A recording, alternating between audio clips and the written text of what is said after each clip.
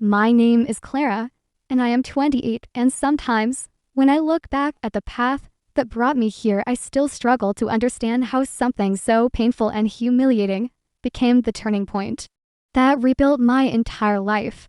I wasn't always the kind of woman who could talk about betrayal with a steady voice. For most of my life, I was quiet, trusting, maybe even a little too hopeful about people. I didn't grow up rich or privileged. My childhood was simple. My mother worked double shifts, and my father passed away when I was young. The only valuable thing ever left in my family was a piece of land my father had inherited from his father, a property he held onto with the hope that one day it would secure my future. For years, it didn't mean much. It was just land, nothing built on it, nothing glamorous, just a large stretch of quiet earth on the outskirts of town. But a few months before everything in my marriage collapsed, developers discovered natural resources beneath that land. Overnight, my quiet inheritance went from sentimental to worth over $1 million. I didn't fully understand the numbers myself at first, but lawyers and evaluators explained it clearly. And for a moment, I truly believed this was the blessing my father had meant for me to have, a way to build a stable life, maybe start a business, maybe take a breath after years of scraping by. I had no idea that the man I married would see it as something entirely different. My husband, Ethan, had always presented himself as charming, logical, and supportive. He was the kind of man who made people believe he was responsible and protective, someone who handled problems calmly. And I believed that image for a long time because he treated me well, at least in the beginning. But slowly, and in ways I didn't notice at first, he started making decisions for me. He didn't ask. He just expected me to go along. It started with small financial choices, then how we spent weekends, then how often I visited my mother. He said he wanted to lead the household, and I thought maybe he just had a strong personality. I tried convincing myself it wasn't control. It was just how some marriages worked. But when he found out about the inheritance, something in his expression changed. It wasn't happiness for me. It wasn't pride. It was calculation. At first, he tried to hide it, acting supportive, saying things like, "Wow, that's amazing for us," in a tone that made me pause. I told myself I was imagining things, that maybe I was just overwhelmed. But his family, his mother, his brothers, even his cousins started showing up more often, asking suspiciously specific questions. They wanted to know details I hadn't even processed. And Ethan pushed me to share more than I was comfortable with.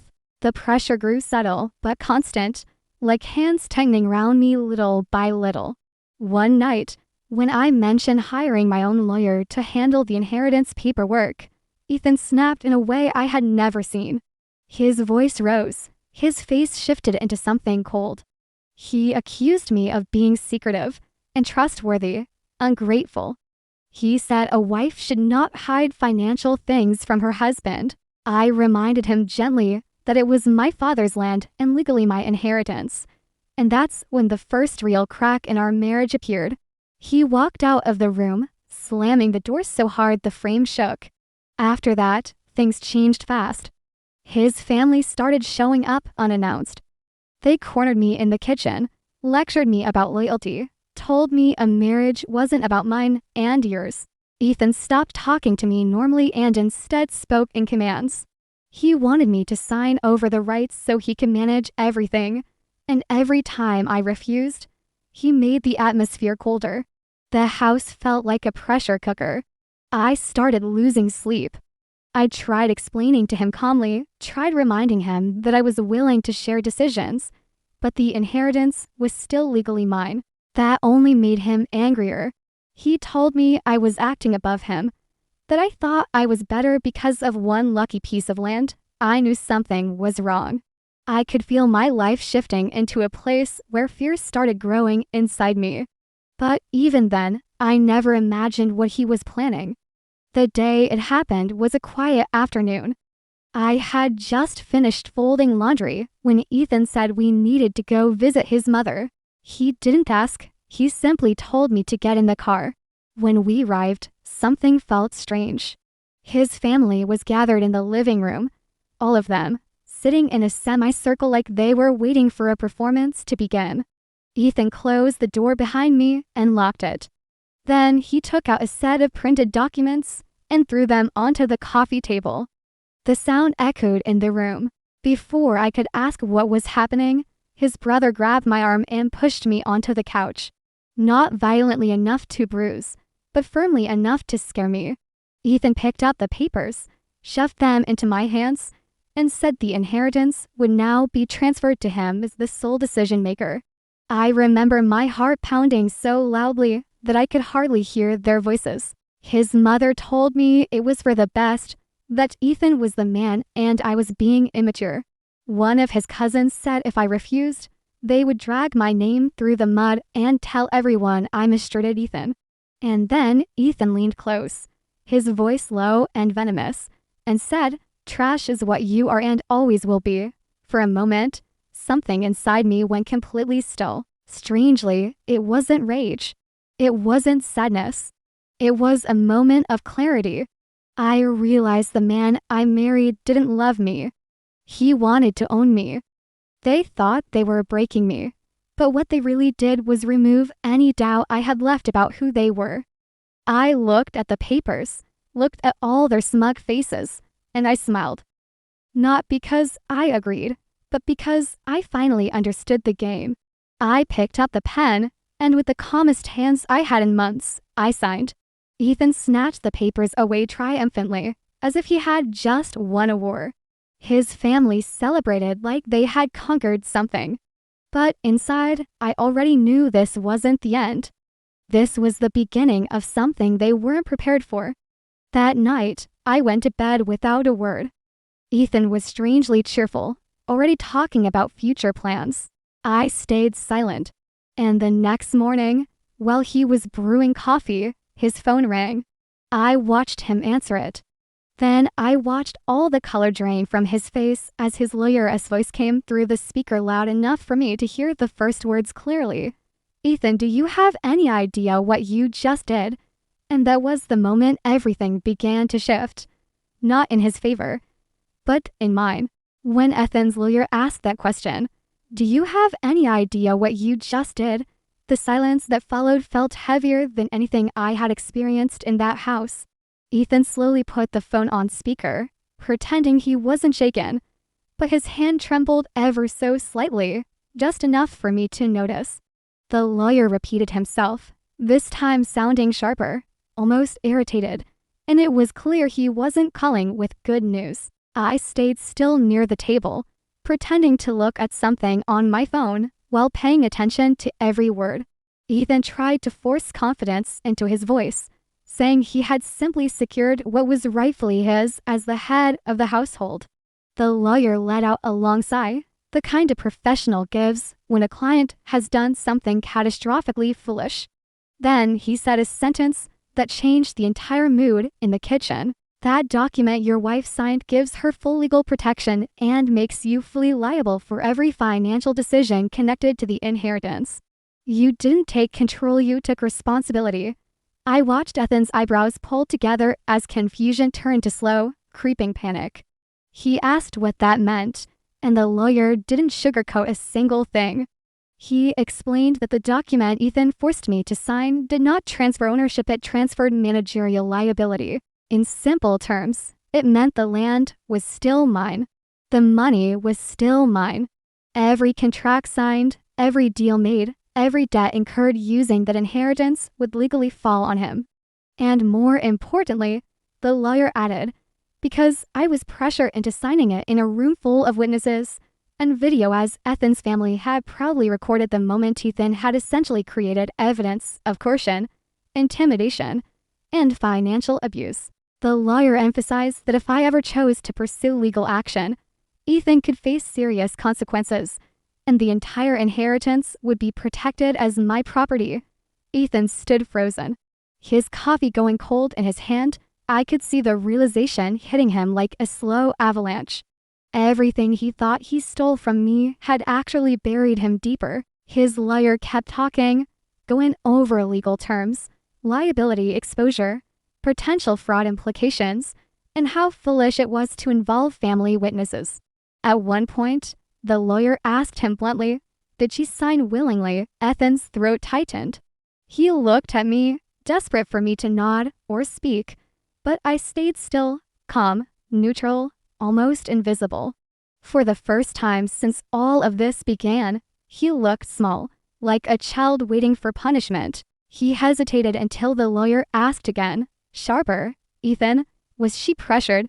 Ethan's voice cracked as he said, "No, she signed willingly." And that was the first lie he told to protect himself, not for me, not for our marriage, but for his own skin. When the call ended, Ethan just stood there, staring at the wall, as if the world he built in his head had started collapsing. I didn't say anything. I let him stew in the truth. After nearly a minute, he finally looked at me and whispered, "Why didn't you tell me?" The irony almost made me laugh. This man had cornered me, surrounded me with his family, insulted me, humiliated me, forced my hand, and now he was asking why I didn't warn him. I simply said, in the calmest tone I could manage, "You never asked." The truth hit him harder than anything else that morning. That afternoon, his behavior shifted completely.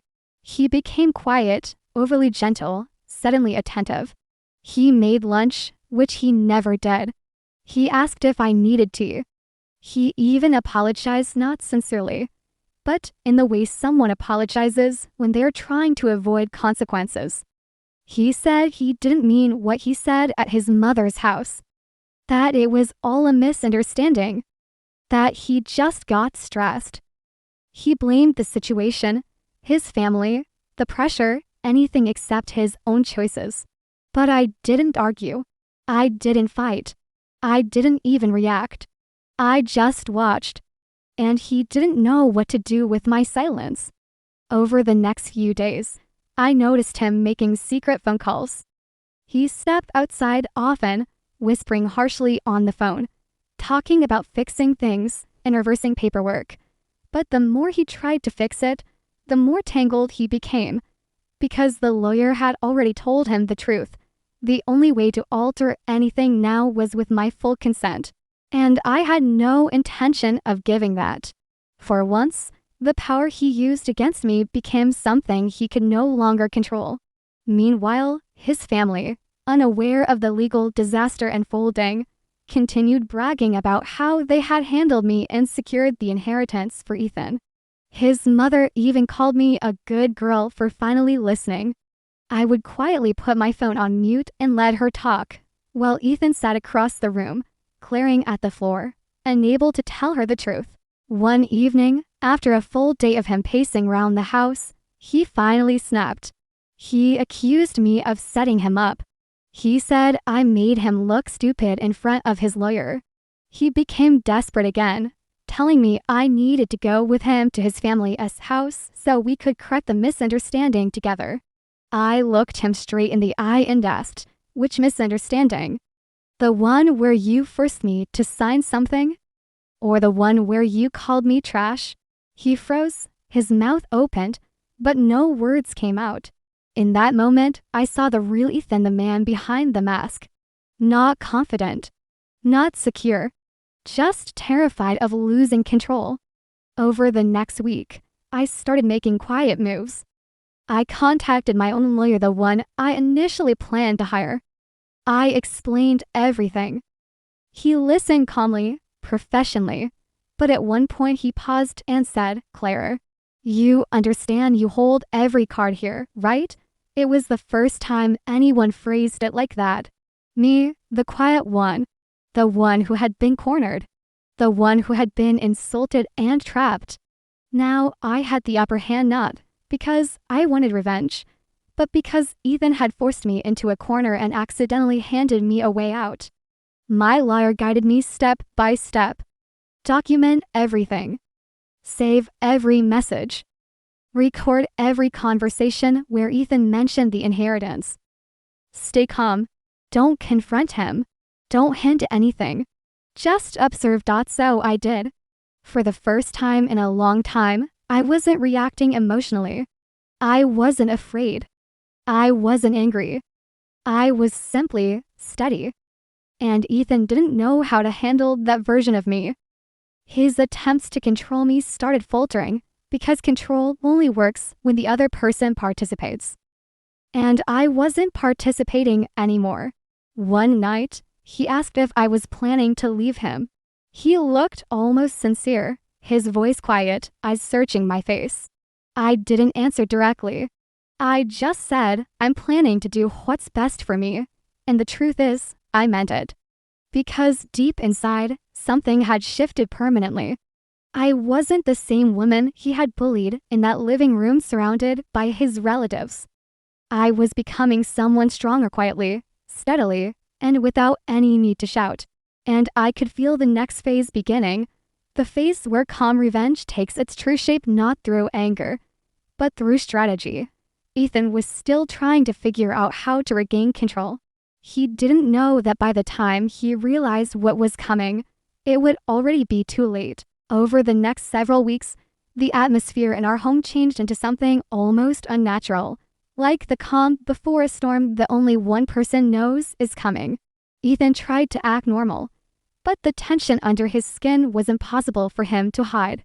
He hovered around me constantly, watching my reactions, trying to read my silence, trying to figure out if I was planning to destroy him or forgive him. The truth was, I wasn't planning anything impulsive. I was following every legal instruction my lawyer gave me, step by step, slowly gathering information the way someone collects small stones before building a wall strong, enough to protect themselves. My lawyer was patient and methodical. He told me to keep everything steady, to continue living as usual, and to let Ethan's behavior reveal itself naturally. Because when people feel their control slipping, they tend to expose their worst sides without needing any provocation. And that was exactly what started happening. At first, Ethan tried to be extra sweet. He cooked dinners, but flowers. Even suggested we take a small vacation to clear our minds, though I could see him tense up every time the topic of money came near. But sweetness never came naturally to him, and the act eventually cracked. The first crack appeared when his mother called, demanding we come over because she wanted to discuss future business operations for the inheritance money. She didn't know that her son had made a legal disaster out of his greed. When Ethan said we weren't coming, she raised her voice so loudly on the phone that I could hear it from across the room. She accused me of poisoning him against the family. She said I was acting like a queen because of a little land. Ethan's face went red, but he didn't dare tell her the real reason we weren't going. After he hung up, he turned toward me with the kind of frustration that looks for a target. "Why are you doing this to me?" he asked. And that question, so simple, yet so revealing, told me everything I needed to know about how he saw me. Not as a partner, not as a wife, but as someone he believed belonged under his control. I didn't answer. I just walked past him and went to our room, shutting the door quietly. That silence broke something in him. Because over the next few days, his behavior twisted again. The fake sweetness vanished, replaced by a coldness he didn't bother hiding anymore. He stopped asking how I was. He stopped pretending, and every night, I could feel the pressure inside him building, like he was waiting for an opportunity to explode. But I didn't give him one. I stayed calm. I documented. I recorded. I prepared. Meanwhile, my lawyer began drafting the first stage of my exit plan, a separation filing the outline coercion, emotional abuse, financial manipulation, and the legal details of how Ethan trapped himself. He told me that timing was important, that the cleaner the evidence trail, the stronger our position would be. And then came the moment that pushed everything into motion. One evening, while Ethan thought I was in the shower, he got on the phone with his cousin Daniel. He spoke in a harsh whisper, pacing round the living room, saying he needed someone to talk some sense into me. and make sure I understood what was at stake. My stomach tightened. I knew exactly what he meant. He wanted them to intimidate me again just like before, except this time, there was no inheritance to steal, only responsibility to dump back onto me so he could escape the mess he had created.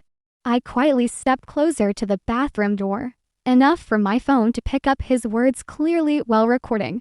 He said he needed me to sign a new set of documents, voluntarily this time, because his lawyer warned him that another forced signing would destroy him in court.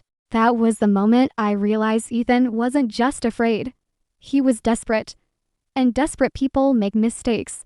The next day, Daniel showed up at our door uninvited, pretending he just wanted to check on us. Ethan wasn't home, so Daniel tried to act casual. But his words eventually shifted into thinly veiled threats. He said things like, "You know, it's better for everyone if you just cooperate," and "Ethan is stressed. Don't make this harder than it needs to be." I kept my face neutral, responding politely, letting him speak without giving him anything useful in return. When he left, my hands trembled not from fear, but from the certainty that I finally had enough evidence. I sent the recording to my lawyer, who replied with a single line, "Clara, it's time we plan everything carefully. Step 1. Secure my financial documents and any personal belongings I didn't want to leave behind. Step 2. Withdraw small amounts of cash over several days so it didn't look suspicious. Step 3. Arrange temporary housing through the legal office so Ethan wouldn't know where I went. Step 4. Prepare my legal complaint and separation filing to be delivered at the exact moment I left the house." For days, I moved like a ghost, gathering things slowly, hiding nothing but saying even less. Ethan's anxiety grew with every passing hour. At night, he would lie next to me, unable to sleep, breathing heavily, scrolling on his phone until morning. I could feel the fear radiating from him, not fear of losing me, but fear of losing control, fear of consequences, fear of being held accountable for what he had done. One night, he finally asked, "Do you hate me?" It should have hurt, but it didn't. Because the truth was, I didn't hate him. I didn't feel anger anymore. I felt distance, clarity, and a calm acceptance that our marriage had ended long before either of us admitted it out loud. So I told him gently, "I don't hate you. I just see you clearly now." He didn't respond. He didn't sleep. And 2 days later, when he left the house for work, I executed every step of my plan. I packed my essentials, left the wedding ring on the kitchen table, and walked out without looking back. My lawyer was waiting for me at his office with the stamped documents. He had already sent copies to Ethan by email and courier. By the time Ethan got the notifications on his phone, I was already in a safe place, breathing fresh air for the first time in years. My phone started buzzing nonstop calls, messages, voice notes. First shocked, then angry, then pleading. I didn't answer. Because for the first time ever, I didn't need to. And while Ethan's world started crumbling, mine was just beginning to rebuild.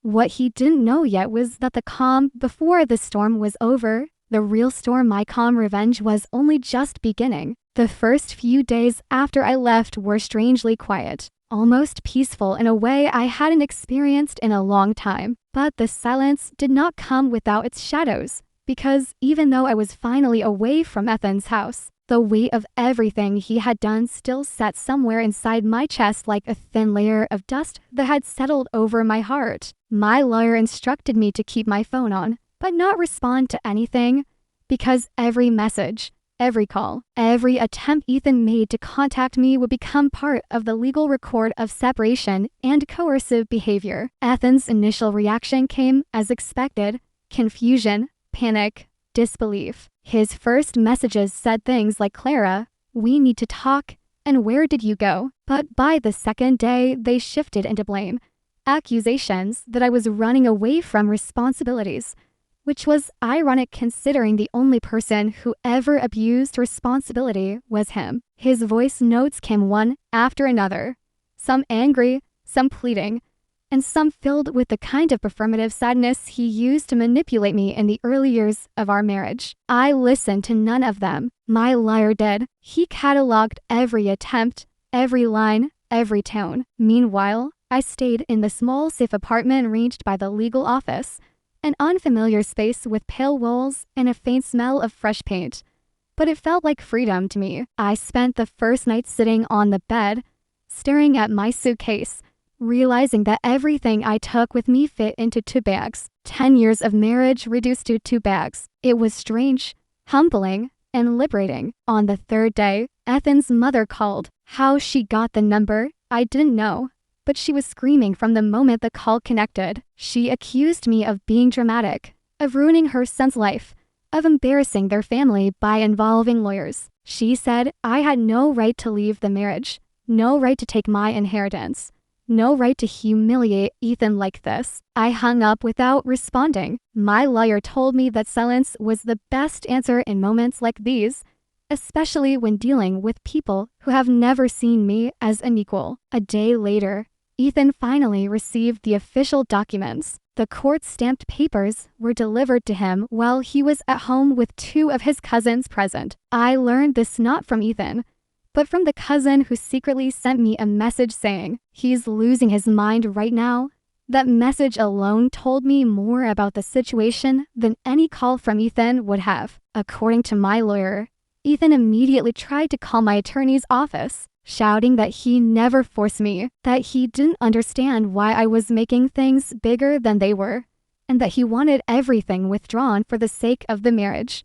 But legal processes do not bend for emotional outbursts, especially when evidence is stacked against the one shouting. The next week was filled with strategic steps. My lawyer filed for a restraining order, presenting recordings, screenshots, and witness testimonies of the coercion Ethan used. The court approved a temporary order almost immediately, which meant Ethan could not approach me, contact me directly, or attempt to physically reach the safe address. Ethan received that notice on a Wednesday morning, and for several hours afterward he didn't call or text, which was unusual. The silence itself felt suspicious. But in the afternoon, around 3 p.m., my lawyer called to tell me that Ethan had shown up at his office unannounced, demanding answers. He had tried to push his way into the private meeting area, insisting he talk to someone empowered to fix this mess.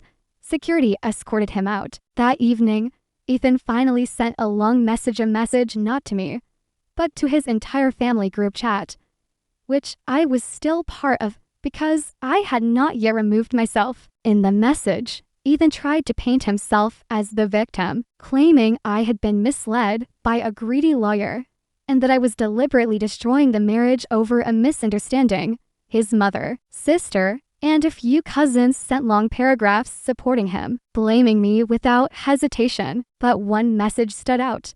His aunt, the quietest person in that family, simply wrote, "If she left you like this, something must be very wrong." That sentence caused a storm inside the group chat. Accusations flew, insults were thrown, excuses were made, but not toward me. They all turned on each other. It was the first time I saw cracks forming in a family that always pretended to be united when it came to controlling me. Meanwhile, Ethan continued spiraling. My lawyer told me that Ethan had contacted 3 different law firms, trying to find someone to fight the separation filing, but each one turned him away because the evidence of coercion and financial manipulation was too strong, and none wanted to represent someone who had clearly violated legal boundaries. A few days later, Ethan did something unexpected. He sent me a long apology. It was emotional, dramatic, overly detailed, filled with "I'm sorry, I didn't mean it, I was under pressure, and we can fix this if you just come home." But none of the apologies mentioned what he actually did. Not once did he acknowledge the humiliation, the insults, the threats, the forced signing, or the involvement of his family. He apologized for the consequences, not for the actions. And that told me everything I needed to know. My lawyer advised me not to respond and reminded me that apologies made under legal pressure were often strategic. not sincere. I spent the next few days focusing on myself for the first time in years. I slept without fear. I ate without anxiety. I walked outside without being monitored. And in that calm space, I began to rediscover parts of myself I had lost long ago. I started reading again, something I had stopped doing because Ethan always mockingly asked, "Why waste time on books?" I cooked meals I liked instead of meals he preferred. I took long showers without anyone banging on the door asking how long I would take. Slowly, I felt my mind clearing. One day, while reviewing some documents with my lawyer, he said, "Clara, you handled this more bravely than you realize." And hearing that from someone who saw the worst parts of the situation from a professional standpoint made me feel seen in a way Ethan never allowed me to be. But while I was healing, Ethan was unraveling. His mother sent me voice notes filled with guilt tripping, saying things like, "A real wife stands by her husband, and you're destroying our family's reputation." But I saw their desperation for what it really was, fear that their influence over me had ended permanently. Then, one late afternoon, something happened that shifted everything again. My lawyer received a notice from Ethan's attorney, the same one who had warned him earlier, saying Ethan wanted to negotiate a settlement for the inheritance responsibility. However, because the inheritance legally belonged to me, and because he had coerced me on camera, there was nothing to negotiate. In fact, Ethan's attempt to negotiate only strengthened my case because it proved he knew he had no claim to the inheritance at all. My lawyer smiled when he explained this, saying, "Ethan just admitted his mistake without even realizing it." With each passing day, I felt myself stepping further into a life that finally made sense, a life where I wasn't trying to survive someone else's moods or protect myself from the next outburst. The calm revenge was not just about watching Ethan fall apart. It was about reclaiming every piece of myself he tried to take. What Ethan didn't know was that the legal process was about to reveal even more consequences for him. Consequences far beyond anything he expected. And while he scrambled to regain control, the next phase of my plan, carefully prepared, quietly built, and deeply deserved, was about to begin.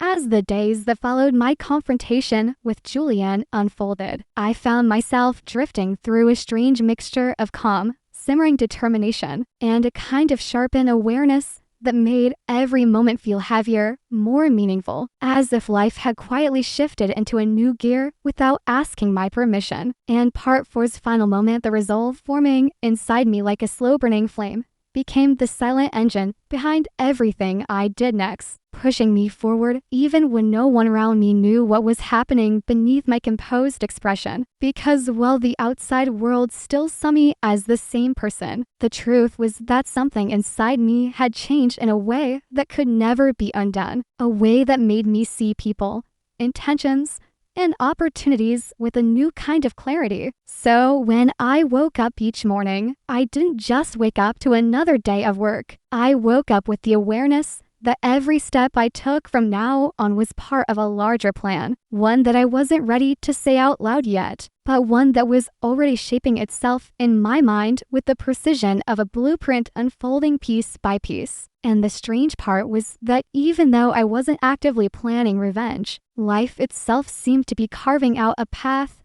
that would naturally lead to it, as if the universe had decided that Julian would eventually be forced to confront the consequences of his arrogance, not because I chased it, but because he had unknowingly walked himself toward it by assuming the people he looked down on would never rise high enough to challenge him. And this quiet knowledge became something I carried with a calm confidence that wasn't boastful or loud, just steady, like a silent promise to myself. So when the new business opportunities started appearing in front of me, first small, then surprisingly significant, I didn't hesitate the way I would have in the past. Instead, I analyzed them with the cool precision I wish I had years ago, taking steps with intention, studying contracts carefully, asking sharper questions, building alliances, and slowly expanding my reach beyond the single warehouse that had once felt like the entire world to me. And even though I was still far from powerful,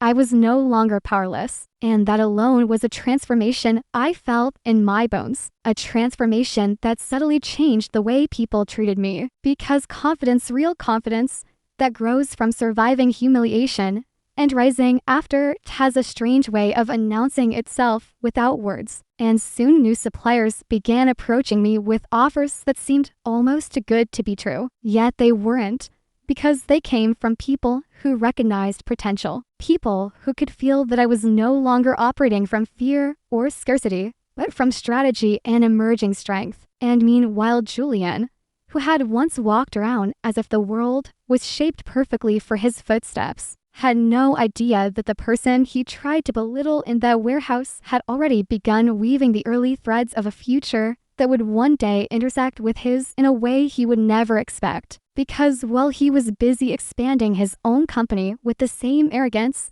that made him believe he'd never stumble, I had begun expanding mine with patience, humility, and a kind of deliberate carefulness that comes from knowing what it feels like to lose everything. And the safest part for me was that no one, not even my closest employees, knew how closely I watched Julian's moves now, not out of obsession or hate, but out of understanding that knowledge is the quiet backbone of power. And so while I continued working on my business transformation, improving systems, restructuring teams, building new partnerships, and studying mistakes from the past, I also kept track of Julian's company if it were a case study, learning its patterns, its weaknesses, its blind spots, all while maintaining my outward calm, which made it easy for people to underestimate just how much I was changing internally. And the thing that fueled me most wasn't anger. It was clarity, because I understood now that true revenge wasn't about hurting someone back. It was about rising so steadily, so undeniably, that the person who tried to break you is forced to witness your growth from a distance they can no longer control. A distance where their words, insults, and attempts to belittle you no longer matter. So as weeks turned into months, and my business slowly shifted from barely surviving to genuinely thriving, I found myself feeling something I hadn't felt in years. Anticipation, not of revenge, not a payback, but of the moment life would inevitably bring Julian and me back into the same space. Because deep down, I knew that when that day came, I wouldn't need to say a single harsh word to make my point. My success would speak loudly enough. And perhaps the most powerful part of this journey was that I no longer needed Julian to fail for me to feel victorious. I only needed to keep growing, keep improving, keep evolving into the version of myself that I should have become long ago, before fear, insecurity, and the weight of other people's opinions held me back. And this new version of me was emerging more clearly every day. And as I continued refining my business strategy, expanding operations, and earning the respect of people who once looked right through me, I realized that the calmness inside me wasn't just emotional. It had become my weapon, my shield, my quiet strength, and the very thing that would ultimately make my revenge, when it finally unfolded, more powerful than I ever imagined. Not because it would be cruel, but because it would be undeniable. The kind of revenge that doesn't hurt someone, it exposes them. As the months continued unfolding with the same steady momentum that had quietly reshaped my life in Part 5, I found myself stepping into a version of success I had once only imagined from a distance. A version built not from sudden luck, but from the slow, intentional, disciplined choices I made every single day. And the deeper I stepped into this new chapter, the more I realized that the real transformation happening wasn't just in my business or my financial stability. It was in me, in the way I thought, moved, planned, and responded to challenges that would have once overwhelmed me. Because now, when problems appeared, I didn't see them as signs that I wasn't ready. I saw them as tests meant to sharpen me. And this mindset shift became one of the most powerful tools I carried, shaping the way I reacted to everything that came my way, especially as my business grew from a modest operation into something with real weight, real presence, and real influence, making people who had once brushed past me now pause, reassess, and approach with a newfound respect that I accepted quietly. it never depended on, because my goal was no longer validation from others. It was stability, independence, and the slow, inevitable climb toward a life that could never again be shaken by someone like Julian. And as this transformation continued, more opportunities opened up before me, partnerships I would have felt intimidated by in the past, contracts that once seemed far too large for me to handle, meetings with people who had once existed in circles I believed were close to me, and what was most surprising was not that I reached these spaces, but how naturally I now belonged in them, how confidently I moved through boardrooms, negotiations, and strategic planning sessions, because every lesson I had learned from being underestimated became a strength that guided me, and every failure I survived became a reference point that helped me navigate new terrain with humility and fierce determination. And the more I grew, the more I noticed something interesting happening from the shadows. Julian's company, the empire he believed was untouchable, had begun to show cracks, small ones at first, to settle for the average observer, but clear enough for someone like me, someone who had studied his patterns, his ego-driven decisions, his refusal to listen to people who tried to warn him. And while I didn't take pleasure in watching those cracks form, I couldn't deny the strange sense of poetic balance in it, because it proved something I had always believed deep inside: arrogance builds fast but cracks easily, while strength built from humility and struggle lasts. And one day, as if life had been waiting for the perfect moment, an email arrived in my inbox from a well-known distributor who was looking to shift partnerships due to inconsistencies in Julian's supply chain. Inconsistencies I knew were rooted in his refusal to change outdated systems. And without hesitation, I stepped into the negotiations with a calm professionalism that surprised even me.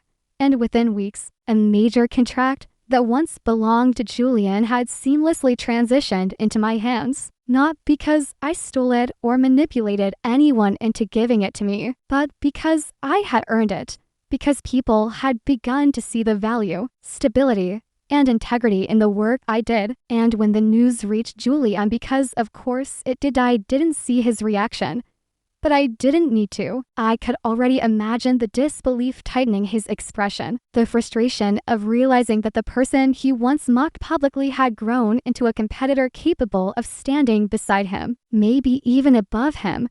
And that image wasn't satisfying in a cruel way. It was satisfying in a validating way, like watching the final piece of a long-delayed justice quietly slide into place. And over the next few months, this shift became even more pronounced as more clients, impressed by my reliability and consistency, began reaching out, creating a ripple effect that expanded my business faster than I expected. But instead of losing myself in the excitement, I moved carefully, steadily, reminding myself that fast success can be as dangerous as fast failure. And with every new milestone, the calm inside me deepened rather than swelled, because I understood now that my revenge was never meant to be loud or vengeful. It was meant to be steady, undeniable, and shaped entirely by my growth rather than his downfall. So when the day finally arrived, the day Julian and I crossed paths again at a large industry event, I felt none of the nerves or bitterness I once imagined I would feel. In fact, the moment felt surprisingly still, like the world had paused to acknowledge how far both of us had come. And when Julian spotted me across the room, I watched a flicker of recognition cross his face, followed by something I never thought I'd see in his expression: hesitation, maybe even discomfort. Because while he stood there surrounded by familiar faces, his posture no longer radiated the effortless dominance it once did. And as I walked toward him with the same calm confidence that had carried me through this entire journey, I realized something beautiful. The revenge I had been building all this time wasn't about making him feel small. It was about proving to myself that I had grown beyond the version of me that once needed his approval. And when I finally reached him, offering a polite, composed greeting, the silence between us said more than any harsh words could, because in that moment he saw everything: the growth, the strength, the resilience, the quiet power he could never take credit for. And as the conversation unfolded with polite professionalism, I sensed that he knew, fully and painfully, that the person he once dismissed had risen far beyond the place he left her standing. In walking away from him afterward, I felt something I had been searching for since the beginning: closure, complete and absolute. Not because I had defeated him, but because I no longer needed anything from him at all. Not validation, not revenge, not recognition. And with that realization, the final chapter of this long journey closed inside me, leaving behind a quiet strength that would guide everything I built from this moment forward.